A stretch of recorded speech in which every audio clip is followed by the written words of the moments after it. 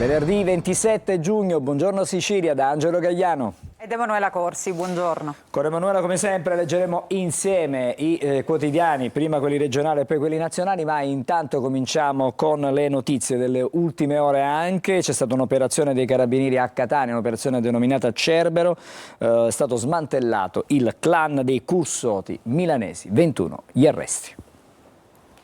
Oltre 200 carabinieri del comando provinciale di Catania sono stati impegnati nell'operazione antimafia denominata Cerbero, mirata a smantellare il cosiddetto clan dei Cursoti milanesi, storicamente radicato nel capoluogo etneo. 21 le ordinanze di custodia cautelare in carcere nei confronti di altrettanti esponenti appartenenti alla cosca. Il provvedimento emesso dal GIP su richiesta della Direzione Distrettuale Antimafia di Catania ipotizza a vario titolo i reati di associazione mafiosa, estorsione, traffico di stupefacenti o psicotrope e detenzione e porto illegale di armi da sparo in concorso. Ai destinatari del provvedimento viene contestata anche l'aggravante del metodo mafioso. L'operazione è eseguita con il supporto dei reparti specializzati dell'Arma, tra cui la compagnia di intervento operativo del 12° Reggimento Sicilia, lo squadrone eliportato cacciatori di Sicilia e il nucleo elicotteri cinofili, è stata portata a termine a Catania e nelle province di Agrigento, Benevento, Cosenza, Enna, Lecce, Reggio Calabria, Salerno, Siracusa e Voghera. Particolari di questa operazione nel corso della giornata nelle prossime edizioni dei nostri telegiornali. Adesso invece vi parliamo di un arresto per adescamento online. Un 44enne della provincia di Viterbo è stato arrestato dalla polizia postale nell'ambito di un'inchiesta coordinata dalla procura distrettuale di Catania con l'accusa di adescamento di minorenni per la produzione e detenzione di materiale pedopornografico. Le indagini del centro operativo per la sicurezza cibernetica della polizia postale di Catania sono state avviate dopo le denunce di 2 coppie di genitori residenti nel capoluogo etneo, le cui figlie di 9 e 10 anni erano state contattate su una chat da uno sconosciuto che era riuscito a coinvolgerle in argomenti di natura sessuale, inviando loro delle foto, dei video dal contenuto sessualmente esplicito. A sostegno del loro esposto, i genitori hanno consegnato alla polizia postale gli smartphone delle 2 bambine. E adesso torniamo ad occuparci della strage di via D'Amelio. La procura di Caltanissetta ha ordinato perquisizioni nelle abitazioni dell'ex procuratore Tinebra. Il dubbio è che possa essere finita a lui l'agenda rossa del giudice Borsellino prima di sparire per sempre. Sospetti sull'appartenenza dell'ex PM ad una loggia massonica segreta. L'agenda rossa di Paolo Borsellino potrebbe essere arrivata al giudice Tinebra per poi sparire. Questo è quanto sta cercando di verificare la procura di Caltanissetta guidata da Salvatore De Luca, che ha autorizzato i carabinieri del ROS a eseguire 3 perquisizioni all'interno di luoghi riconducibili all'ex procuratore nelle province di Caltanissetta e Catania.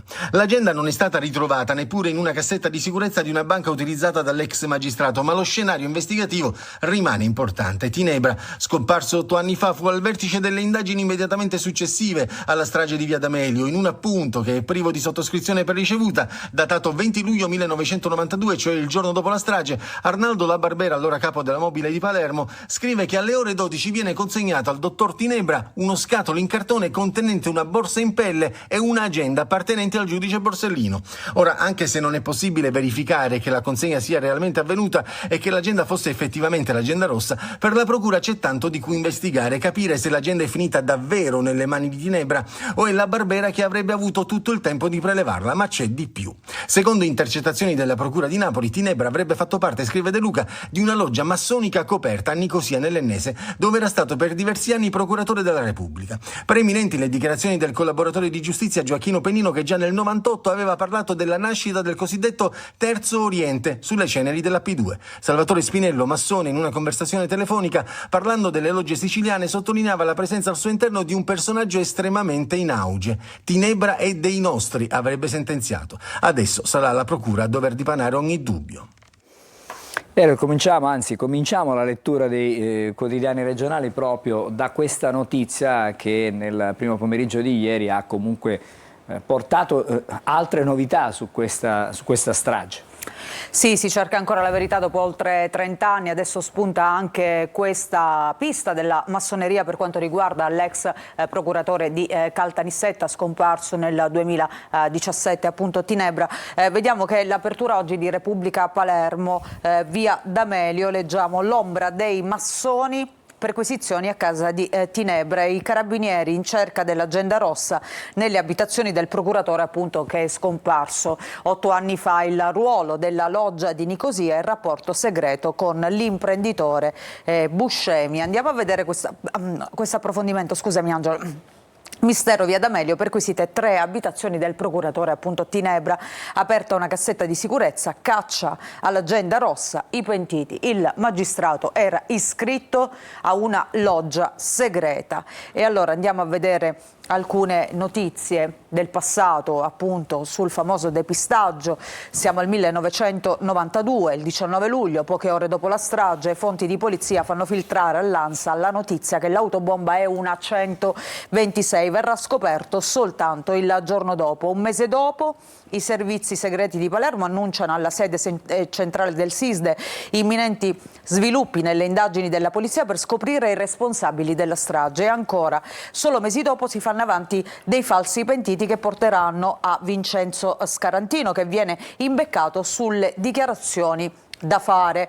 Un'altra nota dei servizi segreti indica all'epoca Scarantino come imparentato con mafiosi, quando invece era soltanto un balordo della borgata Guadagna senza contatti con Cosa Nostra. Quindi queste alcune tappe del depistaggio a partire dal 1992. E poi la relazione falsa di La Barbera al PM, l'ex questore, la trama del depistaggio di Stato, l'indagine di Caltanissetta chiama in causa anche il super poliziotto, gli intrecci con il caso Giammanco. Andiamo a vedere anche a pagina 3 l'intervista all'ex magistrato Vittorio Teresi, che dice: l'agenda rossa esiste, chi ce l'ha può ricattare tutti. Il risvolto massonico di Tinebra non mi stupisce affatto, per anni si è dato per scontato che ci fossero cariche istituzionali fuori da ogni sospetto. E ancora, occorre cercare in tutti i luoghi in cui questi segreti sono custoditi. Questi fatti non sono solo per gli storici, ma continuano ad essere naturalmente di attualità giudiziaria, per fare luce, per fare chiarezza sulla storia, ma anche sulla vicenda chiaramente giuridica e mafiosa. E poi andiamo a vedere anche Repubblica, il Nazionale. L'agenda di Borsellino data a Tinebra, il procuratore in una loggia segreta. Il pizzino della Barbera riemerge dagli archivi della squadra mobile, perquisite 3 case del magistrato detenuto. E ancora andiamo a vedere anche la Sicilia, si cerca l'agenda rossa nelle case appunto di Tinebra, massone di Nicosia. Nuovo fascicolo aperto contro ignoti, perquisizioni e segreti a Caltanissetta e Aci Castello, i racconti di Siino e quelli di Spinello sulla loggia dei Nebrodi. Ti faccio vedere anche il Corriere della Sera, il mistero dell'agenda di Borsellino e l'indagine sul procuratore morto, accertamenti su Tinebra e una loggia massonica coperta legata alla mafia. E poi un'ultima pagina. Ti faccio vedere la prima pagina del Fatto Quotidiano, che appunto mette in primo piano stragi, il procuratore era un massone coperto. Tinebra, perquisite le case del PM defunto di Caltanissetta. E allora, certamente ci saranno altri risvolti su questa vicenda e intanto noi voltiamo pagina perché ci occupiamo ancora del CCPM di Taormina. Il presidente della regione Schifani non si sbilancia, ieri ha incontrato a Siracusa anche il ministro per la sanità Schillaci e c'è l'annuncio di un vertice tecnico a Roma. Sentiamo e vediamo. Il nostro obiettivo è quello di salvarlo, certo, allora avremmo fallito la missione. Una cosa che nessuno vuole. Torna a parlare del centro di cardiochirurgia pediatrica di Taormina il presidente della regione Renato Schifani. Lo fa a margine del forum organizzato dalla Federazione Italiana Aziende Sanitarie Ospedaliere che si è tenuta a Siracusa. Noi stiamo lavorando con il nostro costume in silenzio, senza fare annunzi e propagande, perché il tema è estremamente delicato. L'ho sempre detto, abbiamo una norma nazionale, il decreto Balduzzi, che fissa in 15 unità cardiochirurgiche per 5 milioni di abitanti e noi abbiamo 5 abitanti, ma questo stato di cose lascia la presenza di 24-25 posti letto. Stiamo lavorando in silenzio per trovare una soluzione Ci credo, sono fortemente fiducioso naturalmente perché l'impegno è massimo. Ho garantito questo ai genitori, agli abitanti, un po' i genitori dei pazienti della cardiochirurgia quando li ho incontrati un anno solo.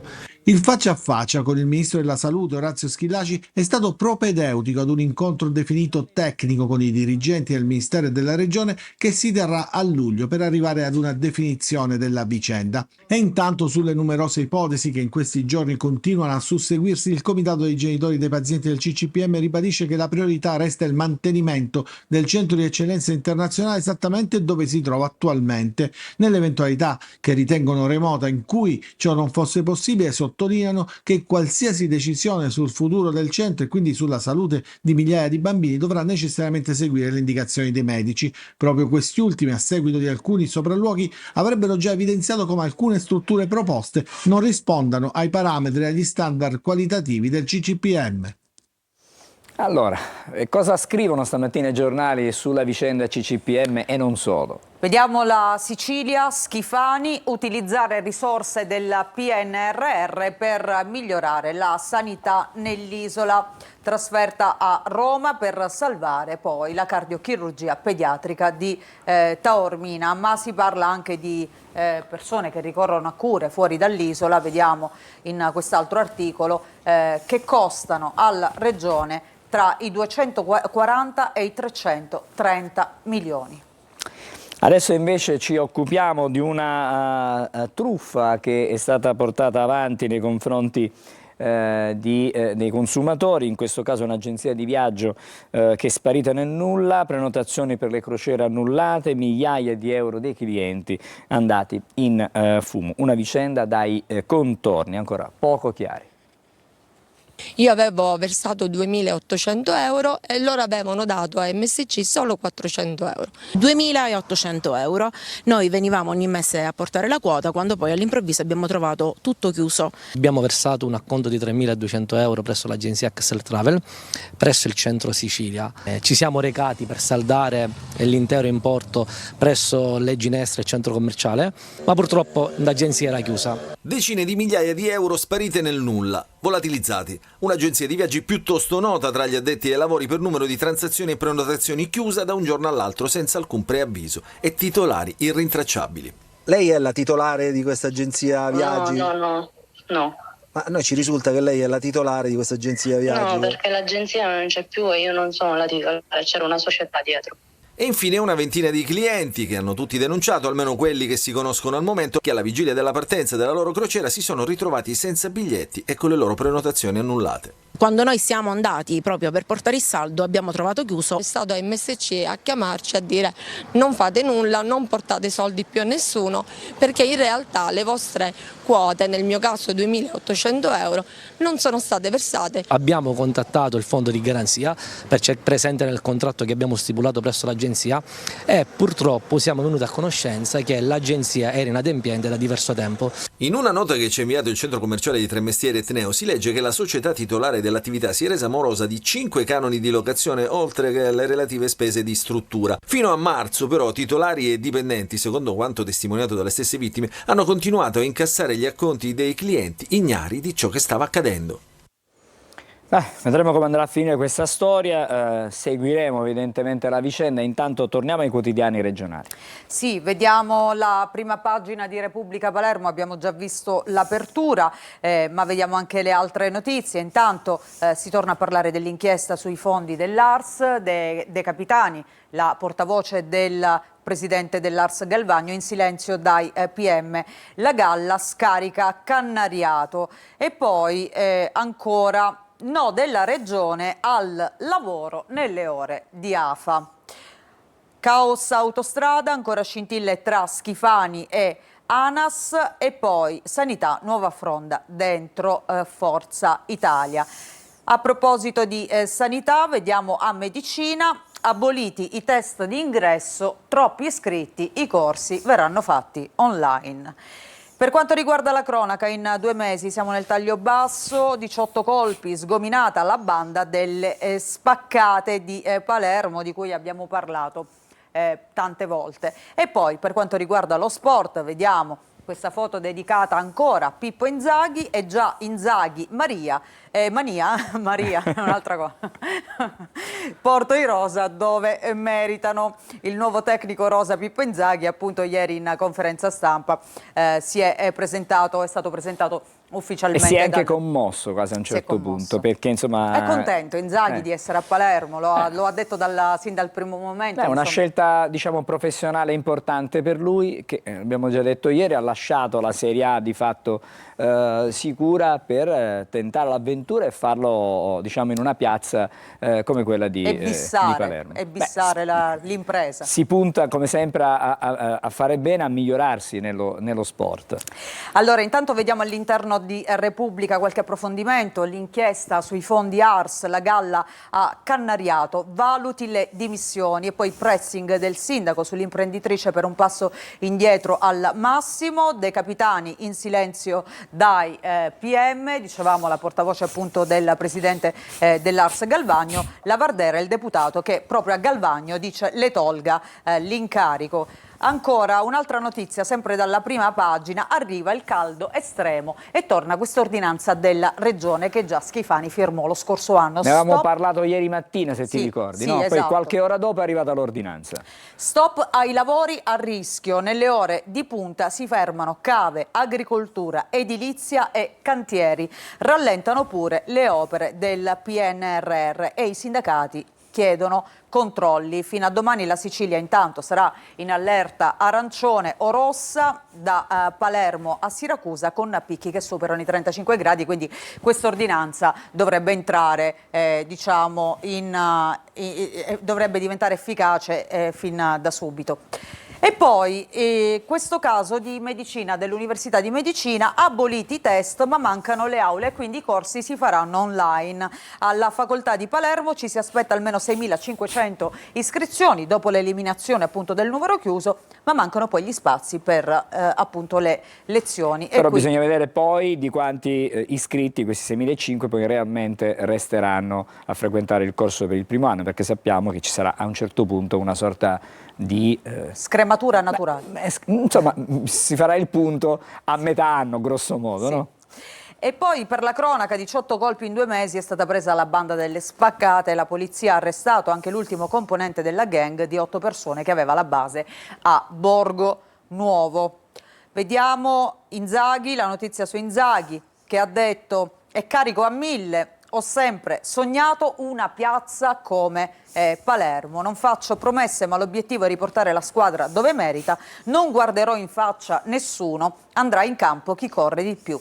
E poi, dopo la bella accoglienza ricevuta, non sono riuscita a dormire, avevo la pelle d'oca, mi hanno chiamato in tanti, da Gattuso a Miccoli, Foschi e Perinetti, sino a Taibi e Biffi. Ho dei tifosi da Champions, io e i miei giocatori daremo il massimo per renderli felici, vogliamo restituire l'affetto che mi hanno dimostrato, e lo vediamo qui appunto con la sciarpa della Palermo. Abbiamo un gruppo già forte, ma dopo il ritiro tireremo le somme, l'unica certezza è che giocheremo con 3 attaccanti.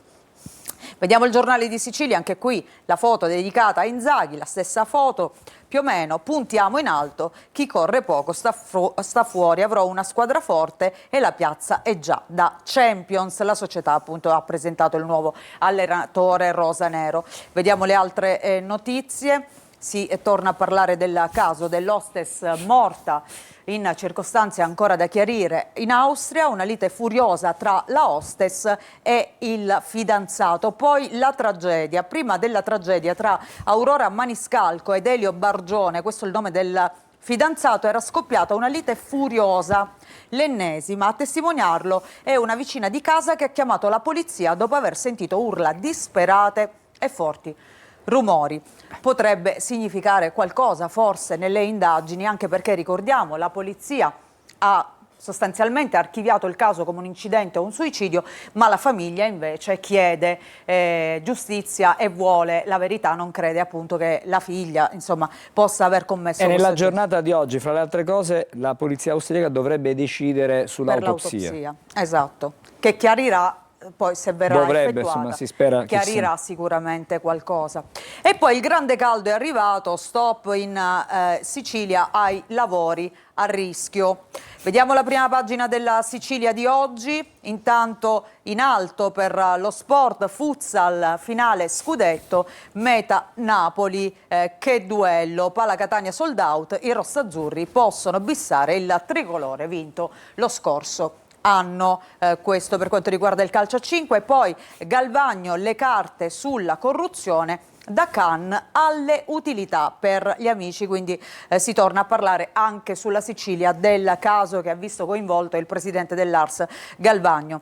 Abemus, scrive oggi la Sicilia, sulla strada degli scrittori che collega la Agrigento Caltanissetta alla A19, finiti i lavori sull'ultimo viadotto. Finalmente, per la gioia naturalmente di tanti automobilisti. Andiamo a vedere il caso Galvagno, le carte sulla corruzione, da Cannes alle utilità per gli amici. La portavoce indagata, come abbiamo visto anche su Repubblica Palermo, lavorava per la società lussemburghese del caso sul turismo, ma lei non parla, si è avvalsa la facoltà di non rispondere. I tre filoni, oltre a Fondazione Dragotta e Spettacoli, il peculato per l'uso improprio sulle auto blu. Ti faccio vedere l'ultima prima pagina, quella della Gazzetta del Sud, e vediamo in alto Messina, il bilancio del sindaco Basile e della sua amministrazione sul terzo anno di mandato, ma poi c'è questa notizia invece che riguarda la cronaca. Si torna a parlare delle morti sospette al Papardo, 4 rinvii a giudizio, il primo troncone dell'inchiesta che aveva portato a novembre al sequestro delle sale operatori. Grazie Emanuela, fra poco invece leggeremo i quotidiani nazionali. Adesso ci colleghiamo con la Pollastrada, il compartimento della Sicilia orientale. Andiamo a Sant'Agata di Militello, dove c'è il sostituto commissario Massimiliano Fiasconaro. Buongiorno e ben trovato. Buongiorno a tutti. Allora, stamattina non troppe novità sulla 18 Messina-Catania, code in uscita al castello di San Gregorio in direzione Catania per traffico intenso, la 18 di Nazione alla 15 tangenziale di Catania si segnalano code e traffico intenso soprattutto in direzione Siracusa. Questo provoca purtroppo dei rallentamenti soprattutto dallo svincolo di San Gregorio. Una novità: a partire dalle ore 11 di oggi verrà ufficialmente aperto al traffico veicolare il nuovo svincolo Mister Bianco di Neri, realizzato al chilometro 700 sulla RA15 tangenziale ovest di Catania. Sulla 18 Catania-Siracusa-Modica, tra Avola e Cassibile in direzione nord, lo svincolo di Siracusa aperto, ma persiste il divieto di transito ai mezzi pesanti con massa carico superiore a 7,5 tonnellate. Sulla 20 nessuna criticità, se non il solito problema dei numerosi doppi sensi di circolazione, su cui si dovrà circolare con grande attenzione e a velocità commisurata, poiché i veicoli, come sappiamo, si incrociano durante la circolazione. Uguale in A19 Catania-Palermo, ma bisogna prestare molta attenzione per i numerosissimi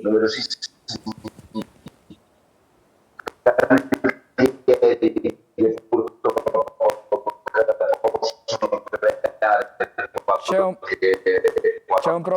C'è un problema nell'audio adesso, in questo momento non riusciamo a sentire. Speriamo di poter recuperare il collegamento in audio, perché in video riusciamo, ma in audio in questo momento non abbiamo collegamento. Magari troveremo più avanti nuovamente la polizia stradale. Nel frattempo vediamo un attimo, eccole qui le nostre immagini che ci portano sulle strade di Catania. Siamo in via Vincenzo Giuffrida, situazione della viabilità direi piuttosto regolare sia in ingresso che in uscita dalla città. Dalla via Vincenzo Giuffrida adesso ci spostiamo sulla circonvallazione di Catania. Anche qui il traffico sembra in questo momento diciamo piuttosto scorrevole, non ci sono particolari situazioni di congestione della viabilità. e adesso invece possiamo anche mostrarvi le immagini dall'Etna dove vedete proprio a livello del cratere, diciamo, sommitale, dei crateri sommitali, in questo momento c'è la solita attività di degassazione, ma non c'è comunque attività diciamo di eruzione. Fra non molto chiedo alla regia, vediamo se abbiamo recuperato il collegamento con la polizia stradale per chiudere, però mi pare in questo momento non ci siamo, non ce l'abbiamo il collegamento, allora ci fermiamo.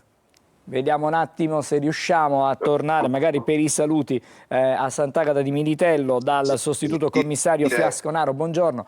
Vediamo un po' se funziona, mi pare di no, si è di nuovo bloccato il collegamento, ci riproviamo più avanti. Intanto facciamo pubblicità e poi torniamo di nuovo insieme.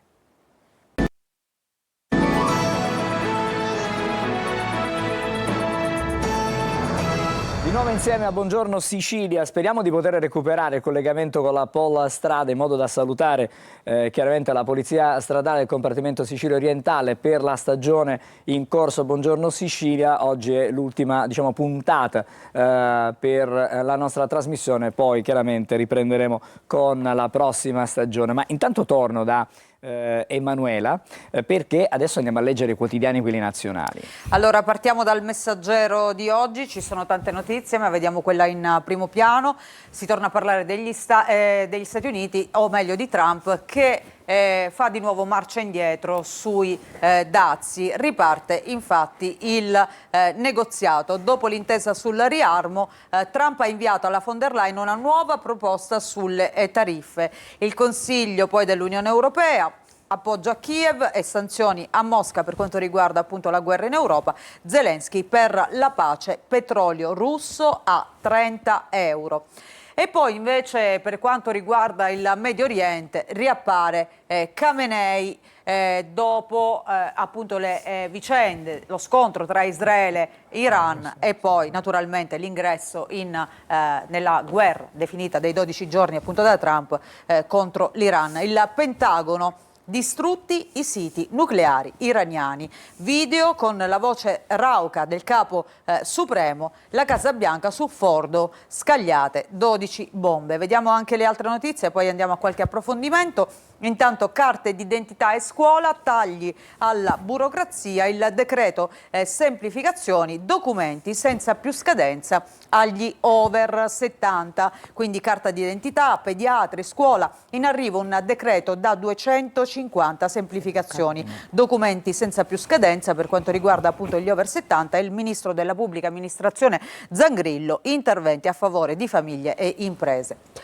Restiamo sul taglio alto, il rapporto Agenas, liste d'attesa, una piaga del nostro paese, ecco i primi dati reali. Un anno per gli esami, va meglio con le urgenze. E poi per quanto riguarda l'economia, lo spread precipita sotto quota 90, non succedeva da ben 15 anni. Oggi il collocamento di BTP per 8 miliardi. Vediamo questa fotonotizia dedicata oggi a Chiara Ferragni, profondo rosso, buco da 5,7 milioni per le sue aziende. I conti appunto segnano un anno orribile per la famosa influencer dopo il Pandoro Gate, che non è riuscita più a riprendersi appunto dal punto di vista societario e finanziario. Andiamo all'interno a vedere la notizia in primo piano. Dazi, Trump verso il rinvio, riparte il negoziato tra Stati Uniti e Unione Europea. La Casa Bianca proroga al termine del 9 luglio, sul tavolo di von der Leyen la controproposta americana, la linea italiana, compensazioni per l'Europa. E poi l'altra notizia, cioè il ritorno di Khamenei che riappare in pubblico, la voce rauca dal bunker. Khamenei torna in video ma è sempre più debole, la guida suprema riappare dopo la tregua e canta vittoria, insomma questa vittoria che viene rivendicata da più parti, anche dall'Iran. Tutti vincitori. Tutti vincitori, esatto. Abbiamo dato uno schiaffo all'America, così commenta lui. La sua leadership però scricchiola.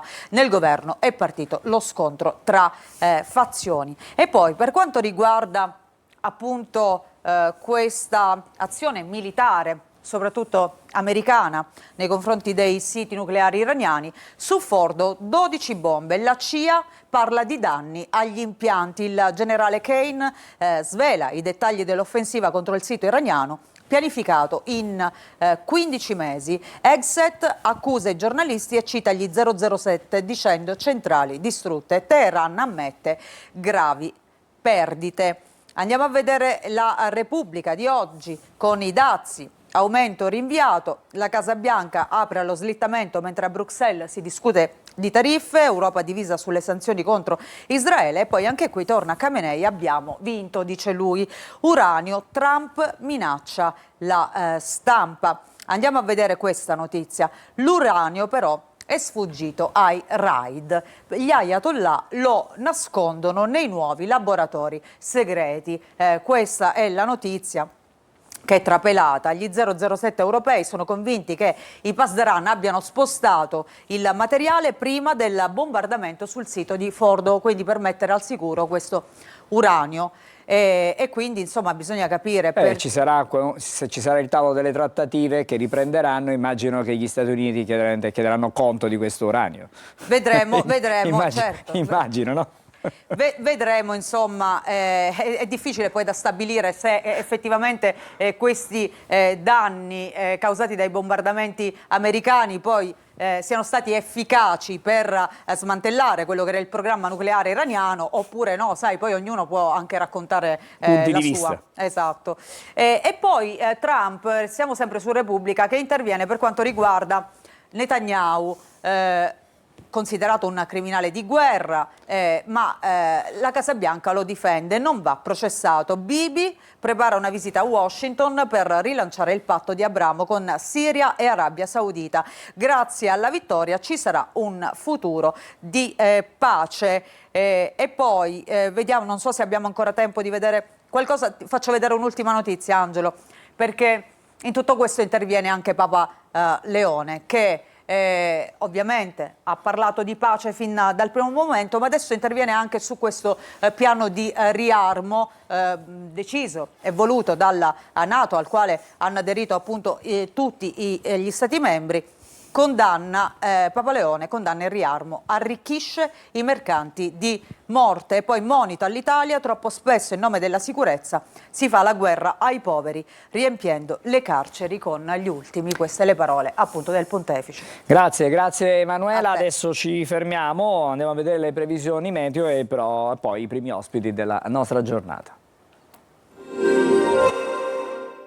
Ben trovati da Clara Ventura di Trebi Meteo nella giornata di venerdì, contesto anticiclonico su tutto il nostro territorio, una giornata stabile e assolata da nord a sud, eccetto della nuvolosità verso sera sulle zone montuose del Triveneto. E dunque sulla Sicilia l'alta pressione dominerà la scena meteorologica per una giornata in prevalenza assolata e stabile, con cielo sereno al più lievemente velato di tanto in tanto. I venti in generale saranno deboli, a tratti moderati sul versante meridionale. Le temperature massime saranno più alte, specialmente nelle aree interne, con punte localmente fino ai 36-37 gradi. E dunque per quanto riguarda la giornata di sabato, il contesto sarà ancora anticiclonico, sole protagonista, con tempo stabile e clima asciutto. I venti soffieranno moderati sulle coste e a tratti si faranno sentire nelle aree interne, caldo intenso di giorno ma anche di sera e di notte. Dettagli in merito sull'app di Trebi Meteo. Desiree, ma quando cucini tu con me, Desiree? L'assaggio è l'immenso per me.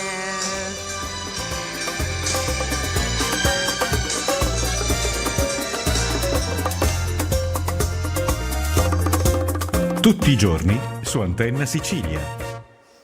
Torniamo ancora ai quotidiani con Emanuela Corsi, quotidiani sempre nazionali con le notizie che arrivano anche dal resto del mondo.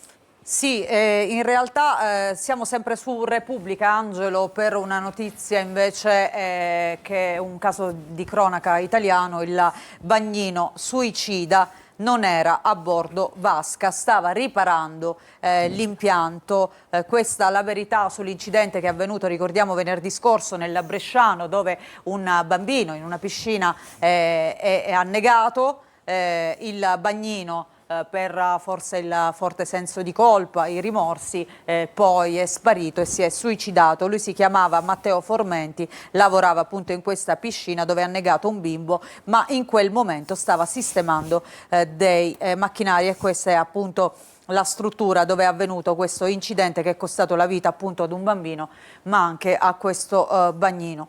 E poi vediamo il Corriere della Sera con Gaza divide l'Unione Europea, dazi, ora Trump apre a un rinvio, tensioni tra i leader su commercio e difesa, e poi il nuovo scontro con Teheran su raid e nucleare. E ancora vediamo all'interno del Corriere un altro caso di cronaca di cui si parla ormai da mesi, che riempie i giornali. Garlasco, i PM rilanciano sui rifiuti, sui famosi rifiuti che sono stati analizzati dopo ben 18 anni. Ora vanno cercate le impronte, richiesta della procura. L'avvocata Di Sempio dice assenza del suo DNA nei rifiuti, conferma che lui non era lì. Nei rifiuti ci sarebbero soltanto le tracce di DNA di Alberto Stasi, quindi i primi esami sull'immondizia sono stati trovati soltanto i profili genetici appunto di Chiara Poggi e del suo fidanzato. Nulla che può essere riconducibile invece ad Andrea Sempio, che ricordiamo è l'indagato in questa nuova inchiesta della Procura di Pavia. E poi vediamo una notizia che riguarda il clima. Come è cambiato il clima in Italia? Oggi lo spiega il Corriere appunto all'interno delle sue pagine. Effetto mare bollente, le città stravolte dal caldo. Roma è la più colpita, boom di notti tropicali e di alluvioni. Online i dati di tutti i capoluoghi, quindi aumento delle precipitazioni, perché l'effetto di questo cambiamento climatico non è soltanto nelle temperature che aumentano, ma anche nell'intensità delle piogge che poi si verificano. È il problema che in questo momento al nord Italia c'è l'alta pressione, che però viene insidiata da una perturbazione, corrente fredda, e dallo scontro tra l'aria calda e l'aria più fredda si producono poi questi temporali che in alcune circostanze possono anche essere piuttosto violenti. Ma non solo in Italia, tra l'altro proprio in questi giorni in Francia si contano anche dei morti a causa di un maltempo imprevisto sostanzialmente a estate iniziata. La Stampa. Vediamo sanzioni a Israele, l'Unione Europea si spacca, e poi la fotonotizia, io e l'inferno di Aurora. Parla la sorella della tredicenne che è stata uccisa a Piacenza. I maschi imparino ad accettare i no. Ancora su Avvenire vediamo questa notizia, il 21% dei ragazzi è vittima dei bulli.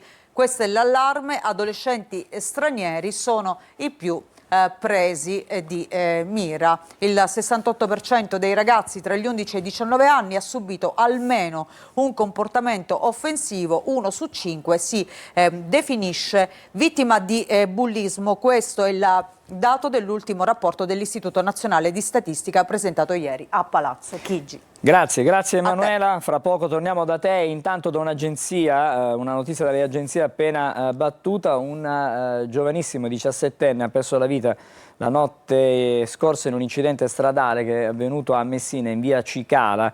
Ha coinvolto il suo scooter e una piccola utilitaria sulla quale viaggiava una coppia di giovani. Dopo il violento impatto i due mezzi sono finiti sul marciapiede e su un'auto parcheggiata. Il 17enne è stato soccorso da personale del 118 ma è deceduto mentre veniva trasferito in ospedale. Sono in corso delle indagini per accertare l'esatta dinamica dell'incidente. Per questo gli investigatori stanno anche acquisendo le registrazioni delle telecamere dei sistemi di videosorveglianza. E adesso siamo al primo ospite della nostra mattinata. Do il benvenuto e bentornato a Nuccio Laferlita, un caro amico. Buongiorno Nuccio.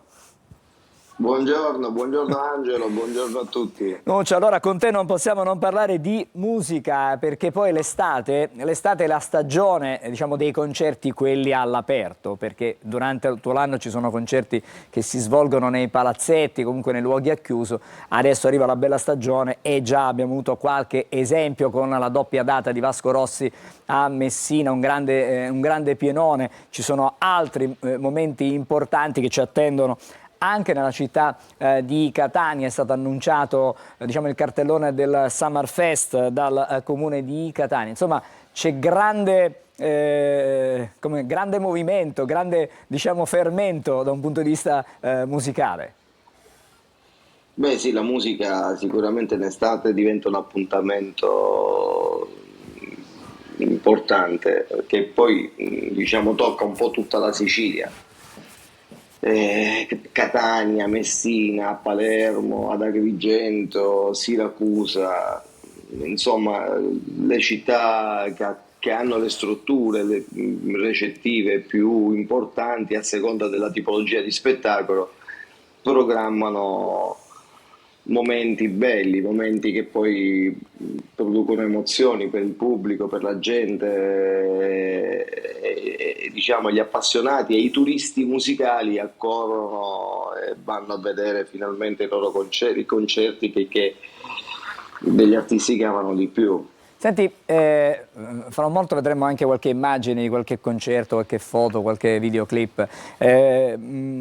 La difficoltà maggiore quando si lavora alla programmazione, alla progettazione di un tour e quindi poi all'arrivo dell'artista sulla piazza, qual è? Convincere intanto l'artista e il suo entourage a fare la tappa in Sicilia? Mi pare che insomma questo sia scontato che non è, mi pare da questo punto di vista. Ci sono delle difficoltà tecniche anche realizzative dei concerti, secondo te? Sì, sicuramente. Io intanto vi chiedo scusa, ma ho un ritorno in cuffia, non so se è una cosa...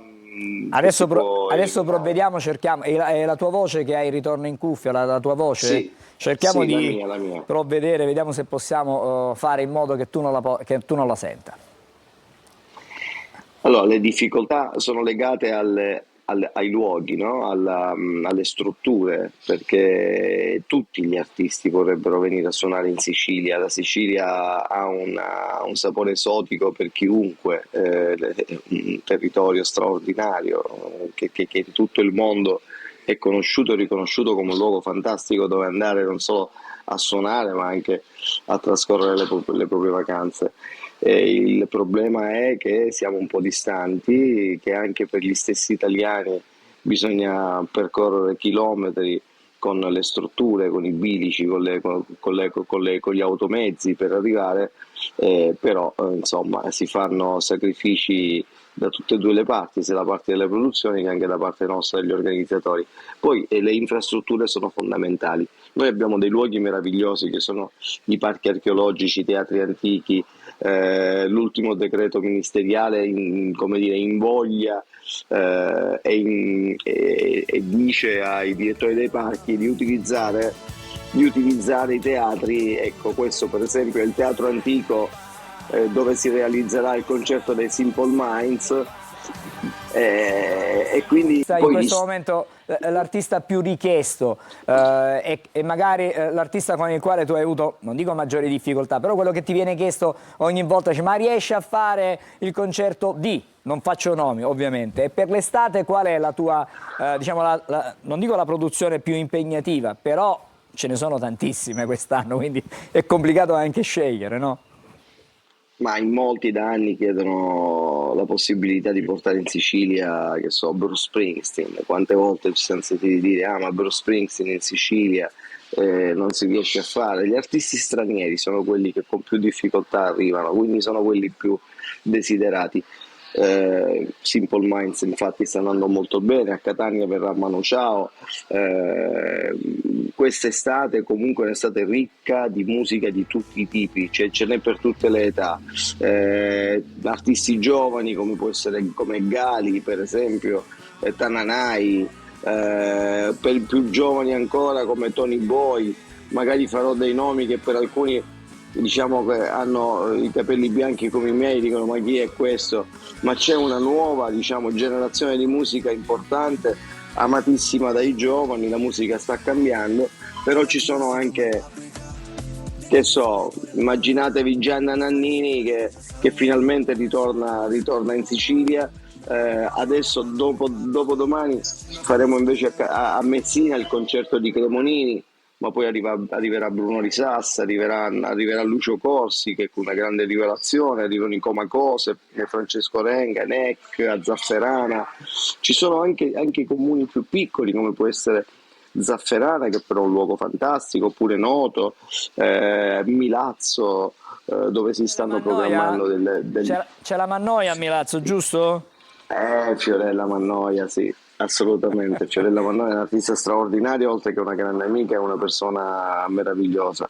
E quindi insomma veramente c'è una varietà di opportunità e di gusti musicali straordinaria. E quindi niente, ci apprestiamo a dare emozioni. Noi si lavora per l'emozione della gente, per far divertire la gente, per farla stare bene e per far vivere un momento di cultura, di svago, di serenità in assoluta sicurezza. La sicurezza è fondamentale. Ma senti, ma i giovani, che sono poi quelli nel nostro immaginario, no? I giovani sono quelli che cercano i concerti, quelli magari, non dico i concerti estremi, però i concerti dell'artista che è arrivato al successo da pochissimo e sta riscuotendo grandi consensi e grandi successi. Però ho visto che anche le persone, non dico avanti negli anni, però gli adulti partecipano con grande, con grande voglia agli spettacoli dal vivo. Vasco Rossi non fa testo perché chiaramente abbraccia quella fascia, però lo scorso anno alla Villa Bellini non c'erano soltanto ragazze da ammirare, quelli che erano gli spettacoli. È un fenomeno trasversale quello della musica. Assolutamente, anzi devo dire che probabilmente il pubblico più adulto, forse perché ha anche maggiori possibilità economiche, è presentissimo, forse ancor più dei giovani. Antonello Venditti, che verrà in Sicilia e ha annunciato la seconda data a Taormina. Francesco De Gregorio ha una doppia data a Taormina. Venditti suonerà anche a Palermo, ad Agrigento, al Teatro Antico di Tindari. A Palermo ha annunciato la seconda data, la doppia.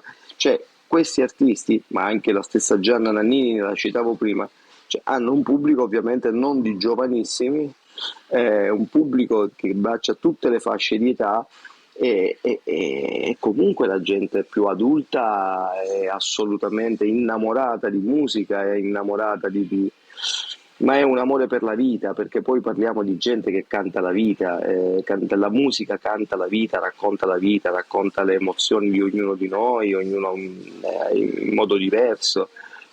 Tutti abbiamo bisogno anche perché assistere a un concerto non è solo vedere, guardare o magari cercare l'autografo, la fotografia, non è quello, è stare un po' concentrati forse anche su noi stessi, ascoltando delle parole, delle frasi o ricordandoci dei momenti attraverso la musica che fanno parte di noi stessi. È anche un momento intimo straordinario che dura 2 ore, 1 ora e mezza, 2 ore, che ci mettono in pace con il mondo, e quindi ha un significato forse che va al di là di quello effimero e superficiale che si può immaginare.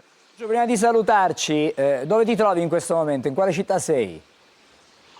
Sono a Messina perché sto andando allo stadio, perché stiamo già in allestimento con Cesare Cremonini, stadio strapieno già da tanto tempo. È uno dei concerti che ho ereditato ad organizzare dopo la scomparsa di Carmelo Costa, del mio grande collega Carmelo Costa, che voglio citare perché è stato forse il più grande, il più bravo degli organizzatori di spettacoli in Sicilia, mi ha lasciato un'eredità importante, un'eredità di artisti importanti che mi ritrovo a organizzare, perché lui adesso non c'è più. Il dolore della sua scomparsa è molto grande, però lo ringrazio perché comunque mi ha lasciato un'eredità importante, anche da un punto di vista lavorativo, e lo ricordo, mi piace ricordarlo, è giusto ricordare Carmelo. Grazie, hai fatto bene a ricordarlo. Grazie intanto a Nuccio Laferlita per essere stato con noi, direttore generale, lo ricordiamo, di Punto a Capo Concerti. In bocca al lupo per quest'estate fatta di tantissima musica. Chissà, magari ci possiamo incontrare anche in studio molto presto. Grazie intanto, buon lavoro. Sì, ma anche ai concerti, anche ai concerti, va bene, d'accordo. Grazie Nuccio per essere stato con noi questa mattina. Ci fermiamo, c'è una breve sosta, fra poco torniamo a Buongiorno Sicilia.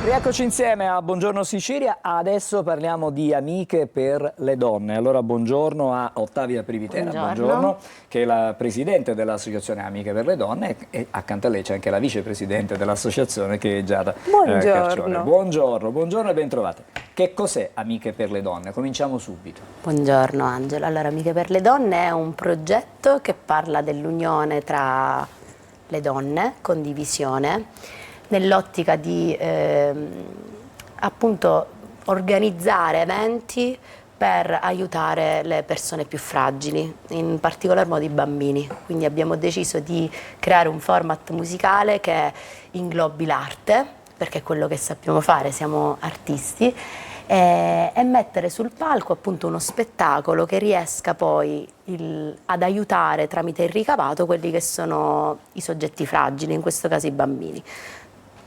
Allora, soggetti fragili non è la prima esperienza, voi lo fate ormai da un po' di tempo. Questa è la seconda volta adesso. Da qualche anno, l'anno scorso avete già fatto un'operazione per il reparto di oncologia pediatrica del Policlinico di Catania. Quest'anno,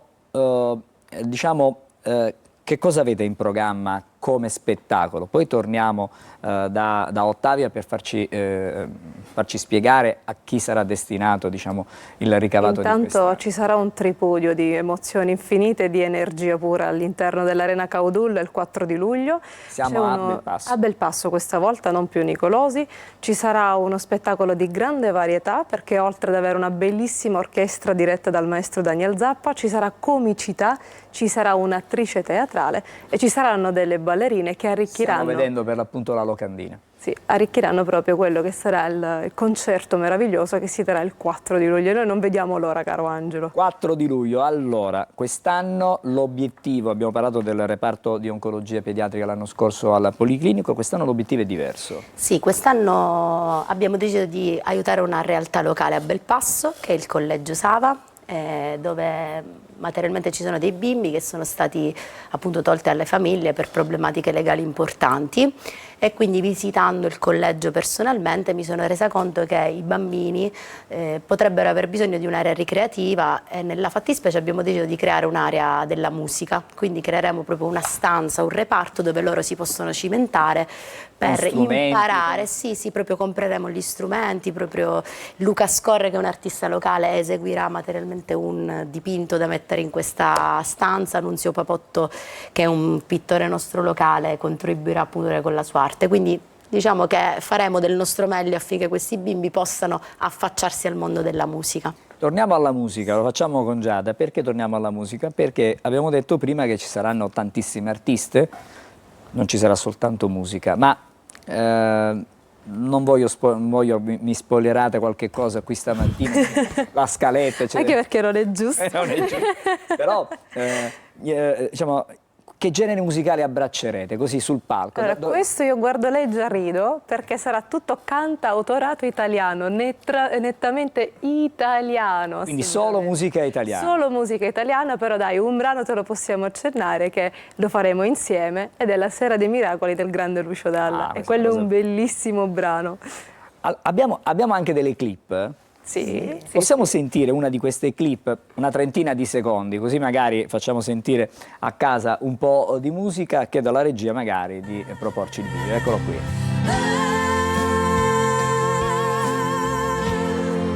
Perché mi perdere se dovessi capire che stanotte non ci sei, ma questa sera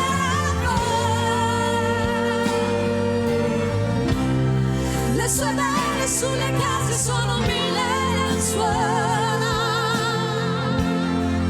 perché mi Torniamo di nuovo in studio, piacevolissimo sentire con l'orchestra dal vivo fra le altre cose. Ed è un'emozione infinita. E la voce dal vivo soprattutto anche, che è importante perché oggi si canta con sistemi completamente diversi. particolari insomma. Allora, torniamo di nuovo. ridere. No, non faccio ridere, no, però io ho un passato, un pregresso di molti anni di radio. Nella mia gioventù ho fatto un'evoluzione tantissima infinita. radio, e quindi mi rendo conto come è cambiato il mondo, non solo della radio, il mondo della musica in generale. Un'ultima curiosità rispetto alle vostre, diciamo, iniziative benefiche, abbiamo detto che arrivano dalla sensibilità femminile. Assolutamente sì, c'è proprio il format è stato creato proprio per scardinare quel cliché che le donne insieme ci sia quella rivalità. Invece secondo me le donne hanno il potere della vita e quindi fondamentalmente possono fare insieme magia. E quindi quando ho pensato a questa cosa l'ho pensata esattamente con questo concetto, cioè proprio la donna in sé incardina il potere della vita, quindi può aiutare e può smuovere tutto quello che sta intorno. E da lì ho pensato a Giadina e abbiamo iniziato questo lungo viaggio, e Amiche per le Donne oggi sicuramente ci ha dato tante soddisfazioni. Oggi voi siete qui, siete alla punta dell'iceberg, diciamo, di questo ce ne sono altre 6. Progetto. E allora magari chiediamo a Giada chi sta insieme a voi. Lei mi dà questo compito perché ricordo tutti i nomi nei dettagli. E allora, ci sono, a parte me e lei, altre 6 splendide cantanti che noi ci teniamo tantissimo a salutare, perché con noi ci sarà Letizia Contadino, Sonia Costa, Anita De Luca, Rossella La Rocca, Valentina Niciforo e Francesca Aragonesi. Quindi li salutiamo tantissimo perché ci stanno ascoltando e seguendo, e ci vediamo il 4 di luglio all'Arena Cavodullo di Belpasso. Allora, 4 di luglio Arena di Belpasso, farete poi qualche altra cosa? Penso di sì.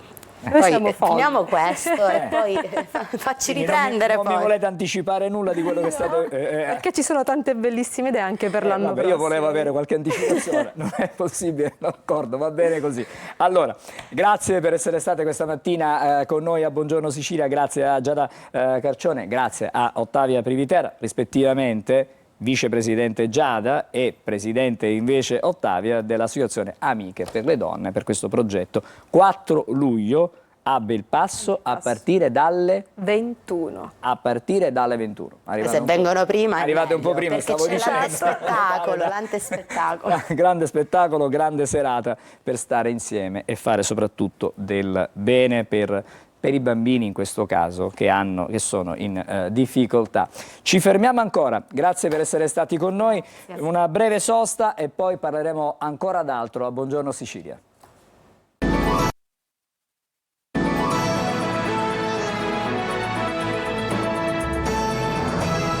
Eccoci insieme a Buongiorno Sicilia. Intanto un aggiornamento dalle agenzie. Una persona è stata arrestata e condotta in carcere, altre due sono state poste ai domiciliari dai carabinieri di San Cataldo, siamo in provincia di Caltanissetta, l'esecuzione di un'ordinanza del GIP nell'ambito di un'inchiesta sulla violenza di genere domestica nella provincia, dalla procura nissena, sulla gestione di una struttura socio-assistenziale per anziani dalla quale sarebbero emesse gravissime condotte di maltrattamenti, di sequestri di persona nei confronti di ospiti e di esercizio abusivo della professione. Vi do ancora un'altra notizia: l'Università di Catania ha il suo nuovo rettore, è il professore Enrico Foti, è stato lui a spuntarla su Pier Francesco Verù.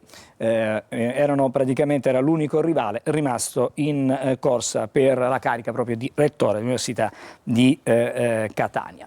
Adesso ci colleghiamo con Edoardo Sergi, siamo in spiaggia, l'estate esplode in tutta la sua bellezza, con i suoi colori, chiaramente con il caldo, e allora andiamo in spiaggia, andiamo alla playa di Catania. Con Edoardo ci sono degli ospiti, oggi parliamo delle precauzioni per vivere l'estate in sicurezza.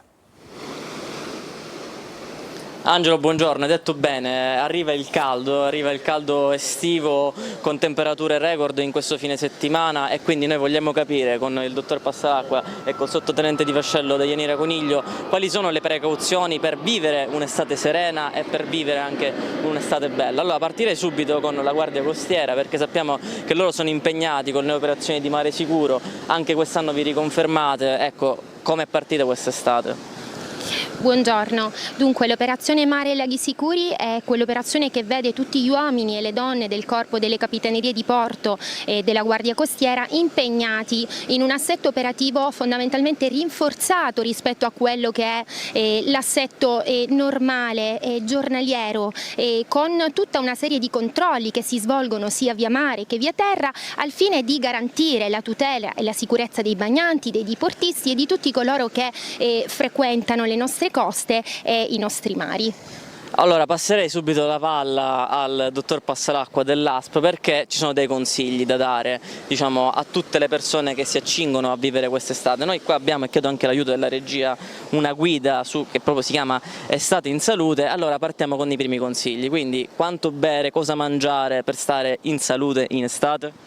Buongiorno a tutti. Come tutti gli anni l'ASP di Catania fa un piano per la prevenzione degli effetti collaterali alle ondate di calore e consigliamo una serie di modi di vivere in quest'estate che permettono di non soffrire troppo il caldo, ossia per le persone che vanno in giro uscire la mattina presto e evitare di uscire nelle ore più calde, mangiare molta frutta, bere 2 litri di acqua al giorno anche se non se ne ha voglia, evitare di fare sport nelle ore più calde della giornata, e comunque ci rivolgiamo soprattutto alle persone fragili, cioè quelle che possono avere qualche patologia che col caldo può fare delle variazioni terapeutiche. Allora questi devono primariamente rivolgersi al medico curante, successivamente possono pensare nell'urgenza anche alle nostre guardie mediche,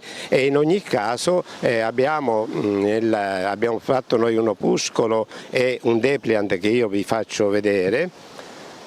Dal depliant, dove ci sono i consigli utili, si accede a un opuscolo che invece è molto più dettagliato, dove potete trovare tutte quelle opportunità riguardo l'alimentazione e riguardo il modo di vestire. E mi permetto di dire anche un consiglio particolare: di stare molto attenti ai bambini quando vengono lasciati in macchina, anzi di non lasciarli, fare in modo di lasciare i finestrini aperti qualora fosse il caso. E anche per quanto riguarda gli animali, pensiamo ai nostri animaletti e facciamoci sempre trovare dell'acqua fresca, perché anche loro soffrono il caldo. Ora parleremo anche di quando fare sport nell'orario giusto. Intanto Angelo ti regalo una fotografia che è la Guardia Costiera, chiedo a Massi Scardaci se puoi inquadrarla, che sta facendo i primi controlli proprio qua sulla battigia della playa di Catania, perché sappiamo, e passo la parola a Deianira Coniglio, che sono anche importanti quelli che sono i consigli per i bagnanti. Noi qua adesso vediamo le boe, vuole anche lei dire quali sono i consigli per i bagnanti? Assolutamente, dunque è molto semplice. Il punto normativo di riferimento per tutti i cittadini è sicuramente l'ordinanza di sicurezza balneare in vigore, che è stata emanata nel maggio di quest'anno, è stata rinnovata e che contiene tutte le indicazioni per quanto riguarda una fruizione sicura del litorale e dei tratti di mare degli specchi acquei antistanti. Ad iniziare dalle boe, come mi diceva, indicano il limite delle acque sicure, le boe bianche posizionate dove l'acqua arriva ad una profondità di 1,60 m e serve questo per i nuotatori ovviamente meno esperti, per i bambini, per tutti coloro che insomma non hanno particolare dimestichezza con il nuoto. Mentre vediamo anche delle boe rosse, le boe rosse invece vanno ad indicare quello che è il limite riservato alla balneazione. Dunque questo limite è un limite invalicabile per quanto riguarda le unità, quindi è vietato l'ormeggio, l'ancoraggio, è vietato l'attraversamento, proprio perché è riservato in tutta sicurezza alla libera fruizione dei bagnanti, e sono 200 metri dalla costa questo limite, dal litorale, mentre 100 metri dalle coste a picco, quindi dalle coste rocciose. E le stiamo proprio vedendo le boe bianche e le boe rosse, Angelo. Allora io chiederei al dottor Passalacqua quando è invece il momento giusto per fare sport in estate, perché sappiamo che lo sport non si ferma, almeno gli sportivi non si fermano nemmeno in estate, ci sono degli orari indicati, magari non alle 12 del mattino. Ma è giusto che non si fermino, perché l'attività sportiva fa bene, va continuata a fare, però bisogna farla nelle primissime ore del mattino, quando ancora la giornata non è calda, oppure nelle ore serali, quando ormai la giornata si è rinfrescata, perché fare attività fa bene, ma fare l'attività durante le ore più calde può essere anche rischioso per la perdita di liquidi. Vi ricordo sempre di bere abbondantemente, vi ricordo anche di indossare un abbigliamento che sia riflettente verso il sole, cioè abbigliamento leggero di colori chiari se non bianchi. Queste sono delle buone precauzioni per continuare a fare le attività che ogni giorno si fanno anche nel periodo estivo. Angelo, gli ospiti ti sentono, se hai domande da studio. Sì, Edoardo, semplicemente una curiosità. In questo caso mi rivolgo al medico, poi magari al sottotenente Coniglio. Intanto al dottore chiedo, quando si è in spiaggia si va a fare il bagno, ogni tanto magari insomma, all'ora di pranzo ci si mette a mangiare, è giusto, no? Che si mangia all'ora di pranzo. Che tempi bisogna rispettare prima di tuffarsi di nuovo in acqua? Mangiare è una bella cosa anche quando si è in spiaggia, è chiaro che bisogna rispettare il periodo della prima digestione, per cui non bisogna fare il bagno nelle ore successive al pasto, lasciare almeno che passino 2 ore e mezzo da quando si è mangiato, e soprattutto io ricordo anche di tenere i bambini piccoli sotto l'ombrellone, o quantomeno se vanno in giro sulla spiaggia proteggerli con una protezione alta, una protezione 50, perché loro hanno una pelle molto delicata, più facile alle scottature. Grazie, volevo andare anche dal Angelo, sottotenente, sottotenente Coniglio, perché quando si va in mare, quando si va il bagno, bisogna fare sempre molta attenzione. Il mare nasconde tantissime insidie, e allora possiamo dare qualche consiglio a chi magari ama, che ne so, le coste un pochettino, diciamo, rocciose, quindi il mare più profondo. Quali sono le precauzioni da prendere? Il consiglio principe è quello di adottare sempre la massima prudenza. Per i diportisti andare in mare soltanto dopo aver controllato i bollettini meteo e quindi le condizioni meteo marine in quel tratto di costa, in quel tratto di mare, e aver sempre presente a mente quelle che sono le indicazioni dell'ordinanza di sicurezza balneare, che è la norma cardine, che è una sorta di tutela nei confronti di tutti, dei bagnanti, dei diportisti. Quindi è molto importante anche in quest'ottica, ad esempio, l'assistenza che viene fatta dagli assistenti bagnanti, l'assistenza al salvamento, assistenti bagnanti abilitati, dotati di tutte le dotazioni previste dall'ordinanza, e ad esempio una cosa in primis è la presenza del pattino di salvataggio che possiamo vedere, il pattino rosso con la scritta ben indicata di salvataggio, e tutte le dotazioni di sicurezza contenute all'interno dell'ordinanza e che devono essere possedute, ecco. Molto bene, presenti. Molto bene, grazie Edoardo. Siamo un po' lunghi, siamo andati lunghi questa mattina, allora devo ringraziare i tuoi ospiti. Sì, il dottore Passalacqua voleva ricordare.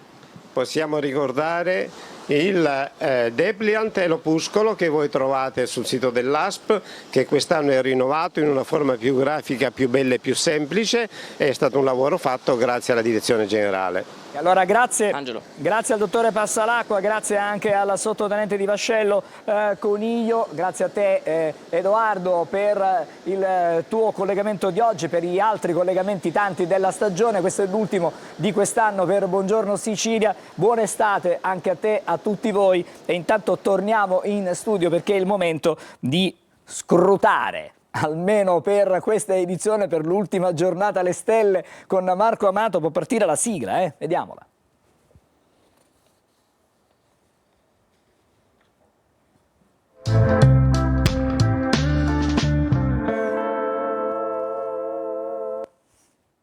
Eccoci qua. Allora Marco, buongiorno, ben trovato.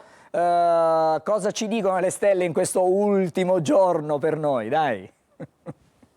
Buongiorno Angelo, allora volevo regalarvi un po' di assaggio di quest'estate, visto che oggi ci salutiamo e andiamo in vacanza.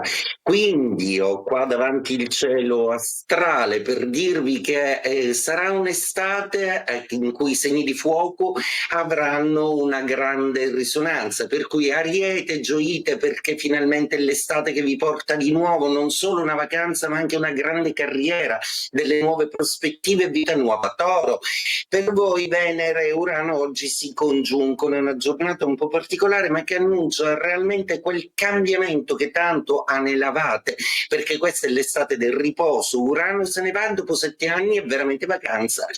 Gemelli, siete voi invece che ricevete Urano e quindi quest'estate sarà stravagante, inaspettata, ricca di colpi di scena, divertente, divertitevi, tornate di nuovo ridanciani e simpatici. Cancro, con Giove nel vostro segno zodiacale, l'estate è assolutamente la più fortunata e la più bella degli ultimi 12 anni, quindi che dirvi Cancro, buona estate, siete i numeri 1 voi personalmente. Leone, altro segno di fuoco a cui va benissimo proprio perché è la sua stagione. Un segno di fuoco però quest'anno deve mettersi davanti all'opposizione di Plutone, quindi l'estate vi servirà anche per tirare fuori delle parti di voi che avete lungamente trascurato e che finalmente emergono. Vergine, riposo per voi finalmente, anche una volta tanto il non avere pianeti contro, quindi godetevi un'estate sereni, rilassatevi. Anche se non siete proprio più bravi dello zodiaco a rilassarsi, però quest'estate ve lo consente. Bilancia, per voi è un'estate di riflessione, un'estate di valutazione, perché si deve cambiare vita, si deve cambiare tattica e avrete tutto il tempo e lo spazio per pensare a come. Scorpione, un'estate bellissima per voi perché Giove è dalla vostra, Giove che vi riporta di nuovo abbondanza, seduzione e tanta passione. Sagittario, Giove non è più contro, potete di nuovo azzardare viaggi ed tante novità. Marte però sarà contro, quindi non esagerate. Capricorno, per voi è un'estate che vi mette decisamente in panchina perché dovete riposare, dovete smetterla di pensare sempre a progetti, a una montagna da scalare, quindi un po' di relax. Acquario, tra Plutone e il movimento in Leone, quest'estate per voi sarà creativa, sorprendente, sarà un'estate con poca vacanza ma tanto sentimento e tanta ispirazione per un lavoro nuovo. Successo comunque per voi. Pesci, anche per voi come per la Vergine il cielo è sgombro da nubi, quindi vi potete finalmente rilassare. È un'estate comunque con delle sorprese che Urano ogni tanto vi consegnerà. Ora dedicatevi agli affetti, che è la vostra attitudine preferita. E detto questo, caro Angelo, ringrazio te, Emanuela, che è in studio, il direttore, tutto lo staff, la signora Ciancio, vi auguro a tutti una splendida e felice estate. Ci vediamo, ciao! Grazie anche a te Marco, in bocca al lupo e buona estate. Con le stelle ci ritroviamo a settembre. Adesso invece guardiamo cosa ci riserva questo fine settimana. Di Olivera. 1-2 giorni che non è solo festa, ma un percorso esperienziale tra storia, gastronomia, ambiente e cultura del mare. E anche per questo fine settimana è tutto. Vi auguriamo un buon weekend. E allora siamo ai saluti, vado da Emanuela, finisce qui almeno per quest'anno. Buongiorno Sicilia. Sì, grazie Angelo, grazie naturalmente a tutti voi che ci avete seguito, insomma è stata anche quest'anno una bellissima esperienza, ma sicuramente torneremo. Torneremo sicuramente, ma non vi preoccupate perché da lunedì la programmazione prevede alle 8 del mattino su Antenna Sicilia il telegiornale, dalle 8:30 invece la rassegna stampa, quindi ritroverete non solo Emanuela, ma troverete diciamo a quell'ora i colleghi che si occupano sia dei TG che delle rassegne stampa. Grazie ancora Emanuela. Grazie a te, volevo fare solo un saluto a Marco Amato che prima non ho potuto salutare, insomma ricambio naturalmente i suoi saluti, un bacione anche a lui. Bene, grazie anche ai tecnici di regia che ogni giorno ci accompagnano, ci supportano e ci sopportano. Ci fermiamo qui almeno per quest'anno con questa stagione televisiva con Buongiorno Sicilia. A tutti voi buona estate.